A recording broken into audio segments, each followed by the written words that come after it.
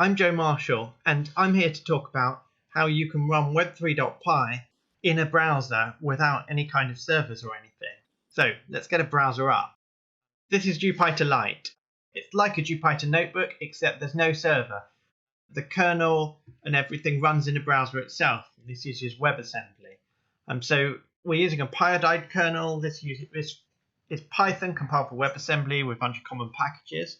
So you can just on this site, any old site, GitHub pages or whatever, you can run Python code. So here we go, hello world, and you can import NumPy, and then here we go, we can do some maths with NumPy.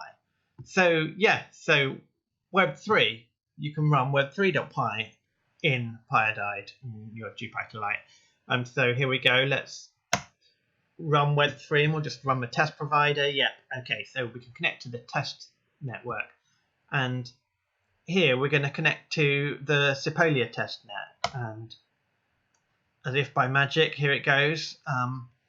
Here it goes, it's connected okay. So let's load a couple of accounts that I created earlier, and we can do all your basic stuff. So we can get the balance of the two accounts. So I've got two accounts, and one of them has 0.308 ethers, and the other has 0.011 in. I've obviously tested this already a bit. And in this bit of code here, we can we make a transaction and send that transaction to the network. And with any luck, in a second, that transaction should come back. And let's see. So attempting to send transaction, we'll just wait for that, and then transaction successful. And if I check out the balances of, there we go, on that testnet, my account here, this account, the from account has slightly less, the to account has slightly more.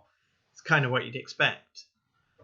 So this is it. You can run Web3 here. This is running on a static website, so there's no server backend at all, except just a basic static server.